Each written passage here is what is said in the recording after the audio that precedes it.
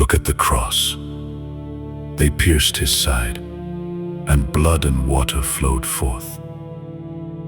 The world said it was a defeat, but I'm telling you today, that was the hour of your redemption. Out of that new Adam flowed the very life of the church, the water that washes, the blood that saves.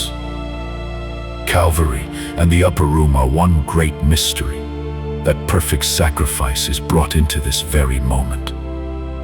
He said, "This is my body, this is my blood," and he offers it to you right now.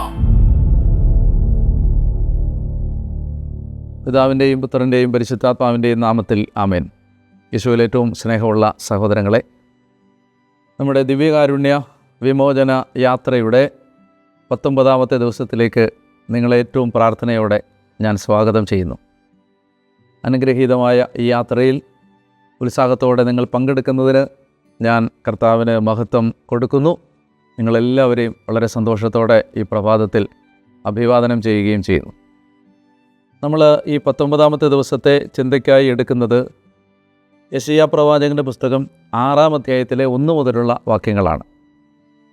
യെശയ്യാ ദേവാലയത്തിൽ വെച്ച് കർത്താവിൻ്റെ ദർശനം കാണുന്നതാണ് ഈ ഭാഗത്തെ പ്രതിപാദന വിഷയം. പലതവണ നമ്മൾ വായിച്ചിട്ടുള്ള ഭാഗമാണിത്. നമ്മൾ ഇന്ന് ഈ കാര്യം ദിവ്യകാരുണ്യവുമായി ബന്ധപ്പെട്ടാണ് വ്യാഖ്യാനിക്കാൻ ആഗ്രഹിക്കുന്നത്. യെശയ്യാ ദേവാലയത്തിൽ പ്രാർത്ഥിക്കാൻ ചെന്നതാണ്. യെശയ്യാ ദേവാലയത്തിലേക്ക് പോകുന്നതിന് അല്ലെങ്കിൽ പ്രാർത്ഥനയ്ക്കായി ഈ ദിവസങ്ങൾ മാറ്റിവെക്കുന്നതിന് ഒരു കാരണമുണ്ട്. അത് ഉസിയ രാജാവ് മരിച്ച് സിംഹാസനം അക്ഷരാർത്ഥത്തിൽ ഒഴിഞ്ഞുകിടന്ന ഒരു സമയത്താവണം യെശയ്യാ ദേവാലയത്തിലേക്ക് പോയത്. ഉസിയ രാജാവിൻ്റെ മരണവും യെശയ്യായുടെ ദേവാലയത്തിലേക്കുള്ള യാത്രയും തമ്മിൽ എന്താണ് ബന്ധം എന്ന് ചോദിച്ചാൽ, യെശയ്യാ ഉസിയ രാജാവിൻ്റെ ബന്ധുവായിരുന്നു. ഉസിയായുടെ പകർത്തി എഴുത്തുകാരനും ആയിരുന്നു, സ്ക്രൈബായിരുന്നു. മറ്റ് ഒരു പ്രവാചകനും ഉണ്ടായിരുന്നതിനേക്കാളധികം കൊട്ടാരത്തിൽ സ്വാധീനമുണ്ടായിരുന്ന പ്രവാചകനാണ് യെശയ്യാ.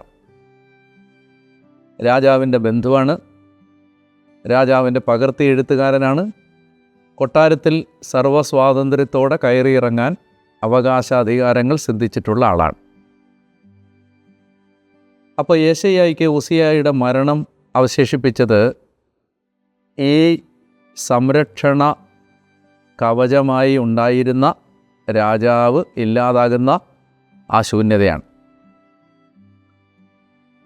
അപ്പോൾ ഉസിയ രാജാവ് മരിച്ചു.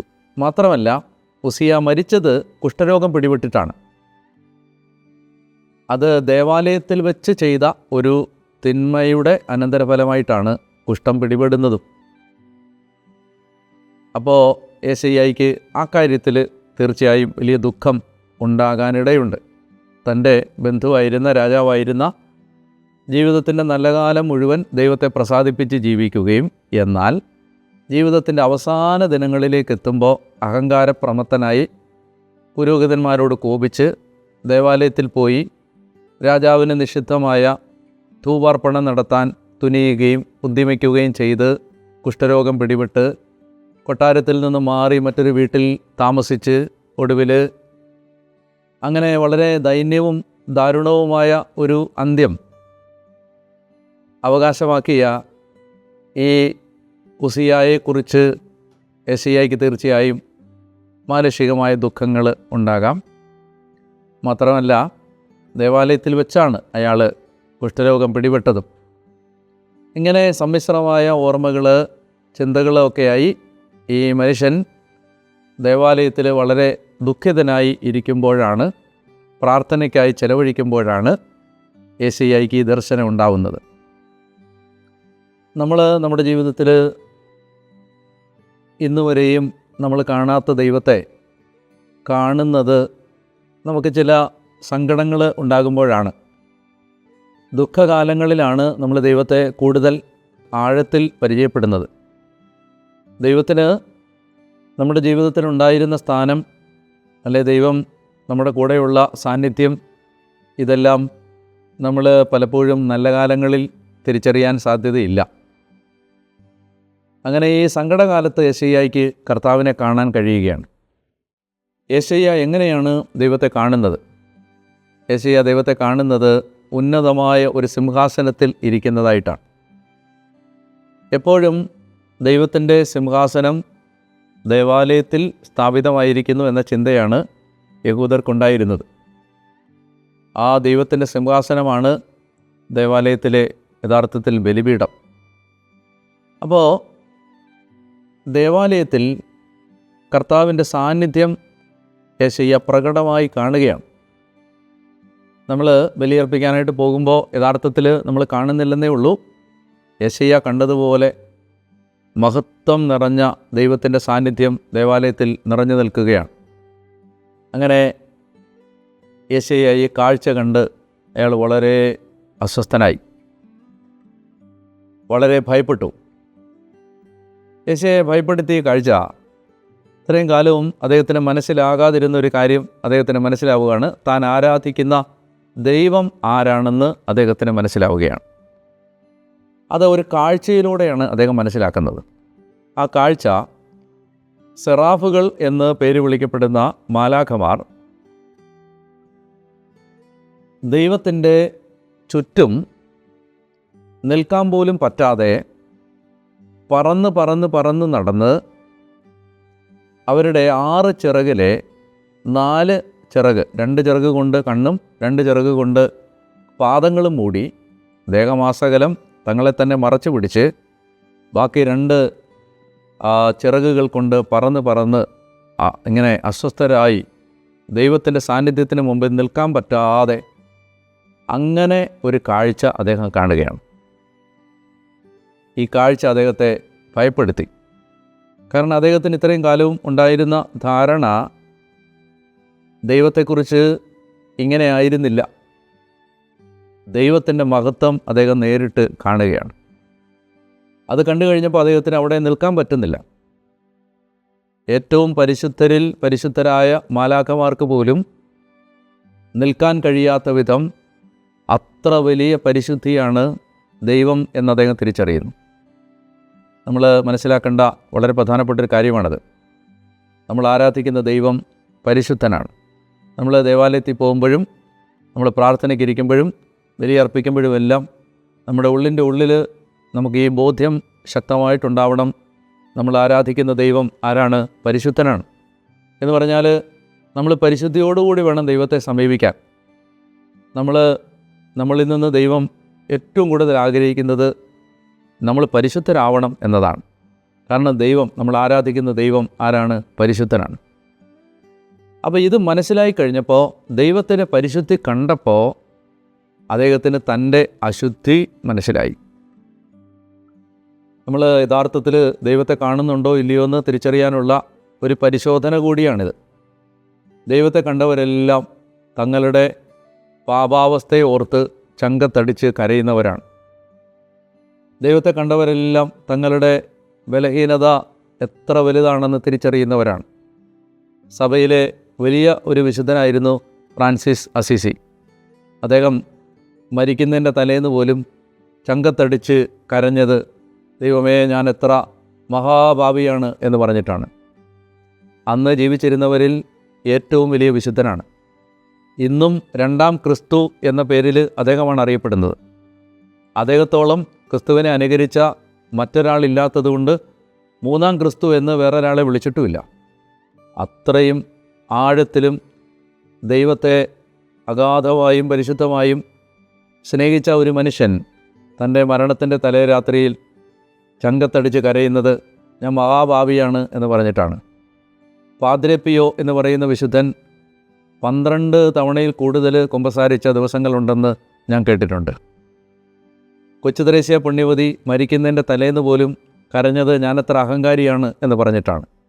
എന്ന് പറഞ്ഞാൽ സഭയിൽ മഹാവിശുദ്ധരെന്ന് പേര് വിളിക്കപ്പെട്ട ആളുകൾ പോലും മരണത്തിൻ്റെ തലേന്ന് വരെ അവർ തങ്ങൾ പാപികളാണ് എന്ന സത്യം തിരിച്ചറിഞ്ഞവരാണ്.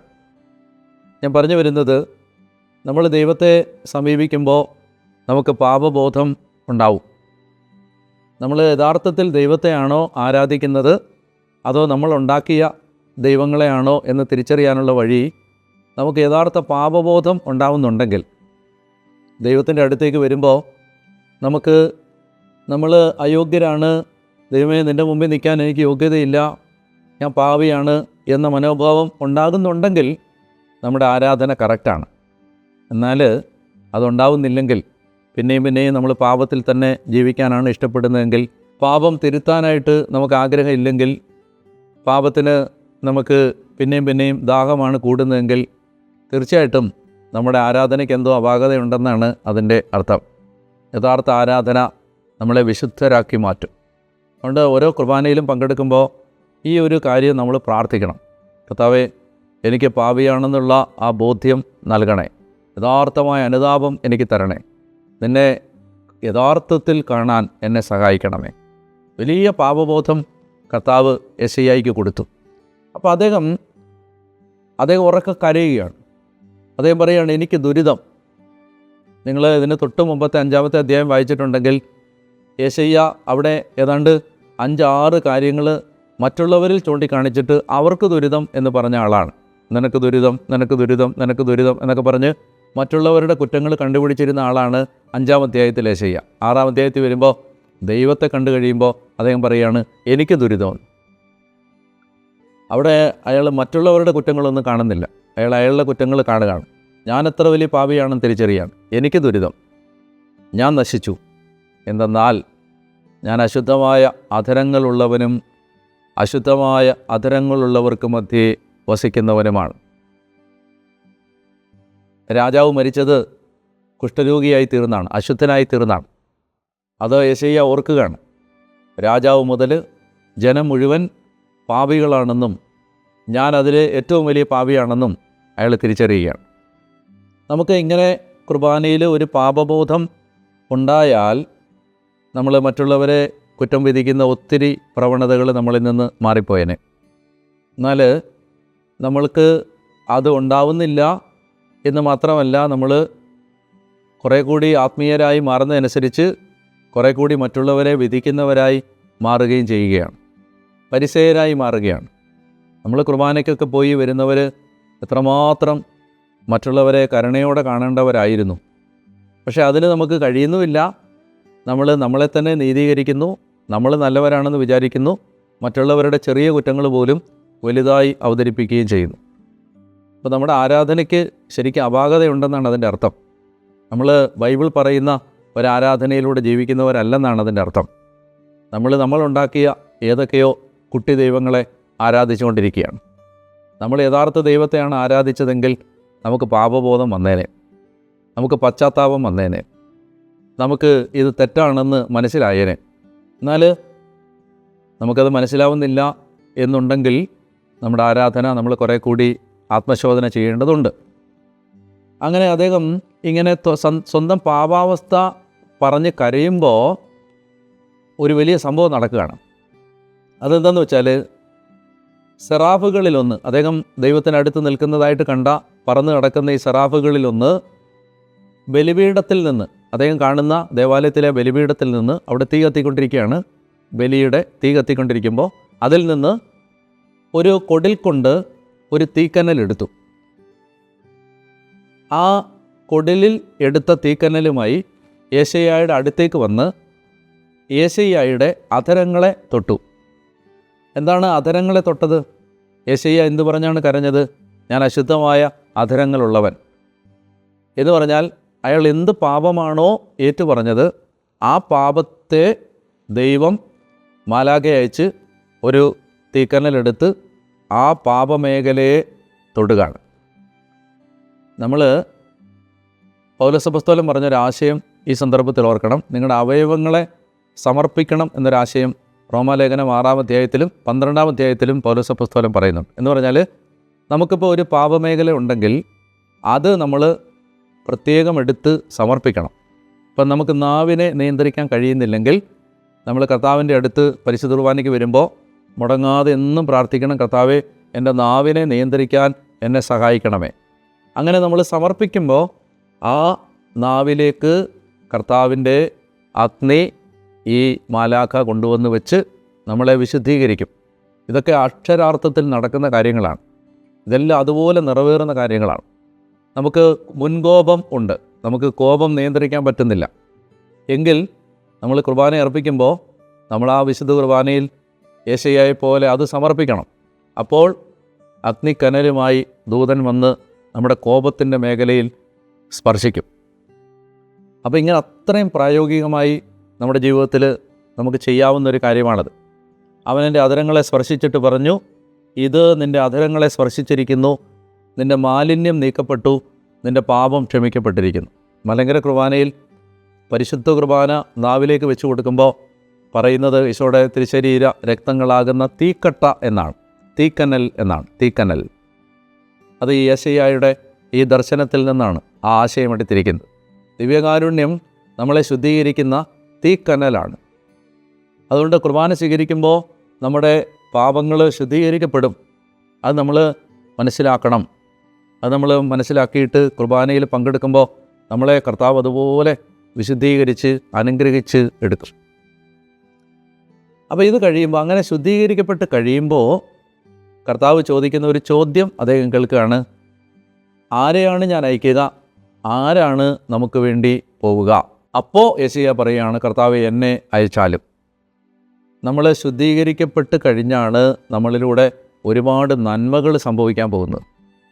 നമ്മൾ എത്രത്തോളം നമ്മളെ ശുദ്ധീകരിക്കുന്നുണ്ടോ അത്രത്തോളം ദൈവത്തിന് നമ്മളെ എടുത്ത് ഉപയോഗിക്കാൻ പറ്റും. പൗലോസ് അപ്പോസ്തലൻ പറയുന്നുണ്ട് തിമോത്തിയോട്, ഒരുവൻ നികൃഷ്ടമായ അവസ്ഥയിൽ നിന്ന് തന്നെ തന്നെ ശുദ്ധീകരിച്ചാൽ അവൻ യജമാനന് പ്രയോജനമുള്ള വിശേഷപ്പെട്ട ഒരു പാത്രമായി മാറും. നമ്മളെ ദൈവം എടുത്ത് ഒരുപാട് ഉപയോഗിക്കണമെങ്കിൽ നമ്മളെ അത്രയും ശുദ്ധീകരിക്കാൻ വിട്ടുകൊടുക്കണം. നമ്മുടെ ഏറ്റവും ചെറിയ പാപങ്ങൾ പോലും കണ്ടെത്തണം. ഞാൻ എൻ്റെ ഒരു അനുഭവം പറഞ്ഞാൽ, ദൈവം കൂടുതൽ നമ്മളെ ഉപയോഗിക്കാൻ ആഗ്രഹിക്കുമ്പോൾ നമ്മൾ ഒരു കാലത്ത് ആണെന്ന് വിചാരിക്കുക പോലും ചെയ്യാത്ത മേഖലകൾ ദൈവം കാണിച്ചു തന്ന് നമ്മളെ ബോധ്യപ്പെടുത്തി അതിനെക്കുറിച്ച് അനുദപിക്കാൻ ആവശ്യപ്പെട്ട് നമ്മളെ കൊണ്ട് അനുദപിപ്പിച്ച് ശുദ്ധീകരിച്ചെടുക്കുന്ന ഒരു അനുഭവം എനിക്ക് കാണാൻ പറ്റിയിട്ടുണ്ട്. അതായത് ഒരു കാലത്തൊക്കെ അതൊക്കെ നിസ്സാരമായിട്ട് വലിയ കാര്യങ്ങളല്ലാന്ന് വിചാരിച്ച് തള്ളിക്കളഞ്ഞ ചില മേഖലകളൊക്കെ കർത്താവ് സ്വപ്നത്തിലൂടെയും അതുപോലെ തന്നെ ചില സന്ദേശങ്ങളിലൂടെയും ഒക്കെ വെളിപ്പെടുത്തി തന്ന് അതിനെക്കുറിച്ച് അനുദപിക്കാൻ ആവശ്യപ്പെട്ട് അങ്ങനെ ശുദ്ധീകരിച്ചെടുക്കുന്ന ഒരു അനുഭവം കാണാനിടയായിട്ടുണ്ട്. എന്ന് പറഞ്ഞാൽ ദൈവസന്നിധിയിൽ ഒരു ചെറിയ പാപം പോലും അത്രയും ഗൗരവമുള്ളതാണ്. അതുകൊണ്ട് നമ്മൾ ഇങ്ങനെ കുർബാനയിൽ പങ്കെടുക്കുമ്പോൾ ഈ യേശയ്യായെ വിശുദ്ധീകരിച്ചതുപോലെ ദൈവമേ എന്നെ വിശുദ്ധീകരിക്കണമേ എന്ന് ആഗ്രഹിച്ച് പ്രാർത്ഥിക്കണം. അങ്ങനെ യേശയ്യായ്ക്ക് ആ നിയോഗം കിട്ടുന്നത് 3 കാര്യങ്ങളാണ് യേശയ്യാ കണ്ടത്. 1, ദൈവം പരിശുദ്ധനാണെന്ന് മനസ്സിലായി. 2, തൻ്റെ പാപാവസ്ഥ മനസ്സിലായി. 3, അദ്ദേഹത്തിന് താൻ ചെയ്യാനുള്ള നിയോഗം, തൻ്റെ ദൈവരാജ്യത്തിലെ ഉത്തരവാദിത്വം മനസ്സിലായി. നമുക്ക് ഓരോ ബലിയും ഈ 3 ബോധ്യങ്ങൾ തരുന്നുണ്ട്. അതുകൊണ്ട് അത് നമുക്ക് ഏറ്റവും ആഗ്രഹത്തോടെ ആ ഒരു ഉത്തരവാദിത്വം നമുക്ക് സ്വീകരിക്കാനായിട്ട് പരിശ്രമിക്കാം. നമ്മൾ ഇന്നത്തെ ഒരു പുണ്യമായിട്ട് നമ്മൾ അഭ്യസിക്കേണ്ടത് ഒരു വചനം നിങ്ങളുടെ ഓർമ്മയിലേക്ക് ഞാൻ കൊണ്ടുവരാം. നിങ്ങൾ ഓരോരുത്തരും മറ്റുള്ളവരെ നിങ്ങളെക്കാൾ ശ്രേഷ്ഠരായി കരുതണം. പൗലോസ് അപ്പോസ്തലൻ പറയുന്നൊരു വചനമാണ്, മറ്റുള്ളവരെ നിങ്ങളെക്കാൾ ശ്രേഷ്ഠരായി കരുതണം. മറ്റൊരു വചനം ഇതാണ്, പരസ്പരം ബഹുമാനിക്കുന്നതിൽ നിങ്ങൾ മുന്നിട്ട് നിൽക്കണം.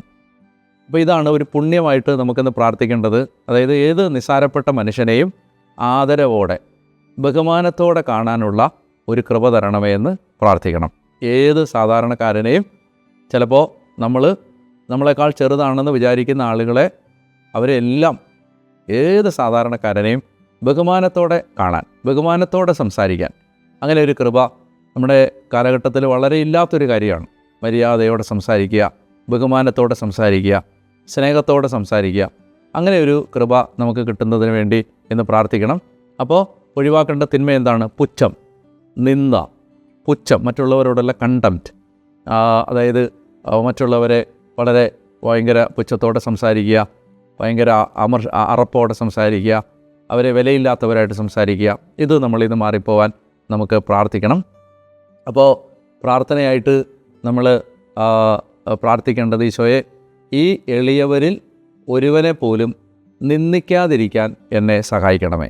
കർത്താവേ, ഈ എളിയവരിൽ ഒരാളെപ്പോലും നിന്ദിക്കാതിരിക്കാൻ എന്നെ സഹായിക്കണമേ എന്ന് പ്രാർത്ഥിക്കാം. അപ്പോൾ ടാസ്ക് എന്താണ്? ഇന്ന് നിങ്ങളൊരു 5 പേരോട് സംസാരിക്കുമ്പോൾ ഇതൊന്ന് മനസ്സിൽ വെക്കുക. 5 പേരോട്. അപ്പോൾ ഇത് മനസ്സിലേക്കൊന്ന് കൊണ്ടുവന്നാൽ മതി. അപ്പോൾ ആ സംസാരിക്കുന്നവരോട് ബഹുമാനത്തോടെ സംസാരിക്കാൻ നമുക്ക് സാധിക്കും. ആരാധനയിൽ ഇതിന് വേണ്ട ആശീർവാദം, കൃപ നമുക്ക് പ്രാർത്ഥിക്കുകയും ചെയ്യാം. പരിശുദ്ധ പരമാദിവ്യകാരുണ്യേശോയ്ക്ക് എന്നേരവും ആരാധനയും സ്തുതിയും പുകഴ്ചയും ഉണ്ടായിരിക്കട്ടെ. പ്രിയമുള്ളവരെ, ഇന്നത്തെ ആരാധനയിലേക്ക് കടക്കുമ്പോൾ യേശയ്യ കർത്താവിനെ കണ്ടതുപോലെ ഓരോ പരിശുദ്ധ കുർബാന ഏർപ്പെടത്തിലും ദൈവത്തെ അനുഭവിക്കാൻ കർത്താവെ ഞങ്ങൾക്ക് കൃപ തരണമേ എന്ന് നമുക്ക് പ്രാർത്ഥിക്കാം. ദേവാലയങ്ങളിലേക്ക് വരുമ്പോൾ ദൈവഭയം ഉണ്ടാകാനും പരിശുദ്ധനായ ദൈവത്തെ ആരാധിക്കുകയാണ് എന്ന അവബോധത്തോടെ ആരാധിക്കാനും കർത്താവെ കൃപ തരണമേ എന്ന് നമുക്ക് പ്രാർത്ഥിക്കാം. നല്ല ദൈവമേ, ഒരുപാട് സ്നേഹത്തോടെ അങ്ങയുടെ മുമ്പിൽ ഞങ്ങളിതാ ഒരുമിച്ച് വീണ്ടും നിൽക്കുന്നു. ഞങ്ങളുടെ ഈ ദിവസം ഞങ്ങൾക്ക് അവിടുന്ന് തന്ന പ്രബോധനങ്ങളെല്ലാം ഹൃദയത്തിൽ ഏറ്റെടുക്കാനും ഞങ്ങൾ അങ്ങയുടെ മുമ്പാകെ എത്തുമ്പോൾ എത്രമാത്രം ഒരുക്കത്തോടെ വരേണ്ടതാണ് എന്ന ബോധ്യം കിട്ടാനും ഞങ്ങൾ ആരാധിക്കുന്ന ദൈവം പരിശുദ്ധനാണെന്ന് തിരിച്ചറിയാനും ഞങ്ങളുടെ പാപാവസ്ഥയെ മനസ്സിലാക്കി നിരന്തരം അനുദപിച്ച് പാപബോധമുള്ളവരായി ജീവിക്കാനും ഞങ്ങളെ ദൈവം ഏൽപ്പിക്കുന്ന ദൈവരാജ്യത്തിൻ്റെ നിയോഗങ്ങൾ തിരിച്ചറിയാനും ഞങ്ങളെ അവിടുന്ന് സഹായിക്കണമേ എന്ന് പ്രാർത്ഥിക്കുന്നു. കർത്താവേ, ഈ കൂട്ടായ്മയിൽ ഞങ്ങളോടൊപ്പം പ്രാർത്ഥിക്കുന്ന വിദൂരങ്ങളിലിരുന്ന് ഇതിൽ പങ്കെടുക്കുന്ന അങ്ങയുടെ മക്കളെ ഇപ്പോൾ അനുഗ്രഹിക്കണമേ. ഇപ്പോൾ അവരുടെ ജീവിതത്തിൻ്റെ കണ്ണീരിൽ ഇടപെടണമേ. വേദനകൾ ഏറ്റെടുക്കണമേ. ആശ്വാസവും സമാധാനവും നല്ല കർത്താവ് അവർക്ക് കൊടുക്കണം എന്ന് പ്രാർത്ഥിക്കുന്നു. പരിശുദ്ധ കുർബാനയുടെ ആശീർവാദം സ്വീകരിക്കുമ്പോൾ പ്രിയമക്കളെ, നമ്മളിത് ആഗ്രഹിച്ച് ഈ കൃപാവരങ്ങളെല്ലാം നിറയാൻ നമുക്ക് ദാഹത്തോടെ പ്രാർത്ഥിച്ച് ആശീർവാദം സ്വീകരിക്കും. സർവശക്തനായ ദൈവം നിങ്ങളെയും നിങ്ങളുടെ കുടുംബത്തെയും അനുഗ്രഹിക്കട്ടെ. പരിശുദ്ധനായ ദൈവത്തിൻ്റെ കൃപ കൂടുതൽ പരിശുദ്ധിയോടെ ജീവിക്കാൻ നിങ്ങളെ സന്നദ്ധരും സജ്ജരുമാക്കി മാറ്റട്ടെ. പാപബോധമുള്ളവരായി മാറാൻ ഈ പരിശുദ്ധ കുർബാനയുടെ ആശീർവാദം നിങ്ങളെ സഹായിക്കട്ടെ. അനുതാപത്തോടെ ജീവിതത്തിൻ്റെ പാപാവസ്ഥകളെ തിരിച്ചറിയാനുള്ള കൃപാവരം നിങ്ങളുടെ കുടുംബാംഗങ്ങളിലെല്ലാം നിറയട്ടെ. എളിമയുള്ളവരും പാപബോധമുള്ളവരും അനുതാപമുള്ളവരുമായി തങ്ങളെ തന്നെ എളിമപ്പെടുത്തി കർത്താവിൻ്റെ മുമ്പിൽ നിൽക്കാൻ കർത്താവ് നിങ്ങളെ സഹായിക്കട്ടെ. രോഗപീഠകൾ യേശു സുഖപ്പെടുത്തട്ടെ. നിങ്ങളുടെ തകർച്ചകളിൽ ദൈവം ഇറങ്ങി വരട്ടെ. ഈ ദിവസം നിങ്ങൾക്ക് അനുഗ്രഹമായി മാറട്ടെ. യേശുവിൻ്റെ ശരീരത്തിൻ്റെ വിലയേറിയ യോഗ്യതകളാൽ തന്നെ. ആമേൻ. പരിശുദ്ധ പരമദിവ്യകാരുണ്യേശോയ്ക്ക് എന്നേരവും ആരാധനയും സ്തുതിയും പുകഴ്ചയും ഉണ്ടായിരിക്കട്ടെ.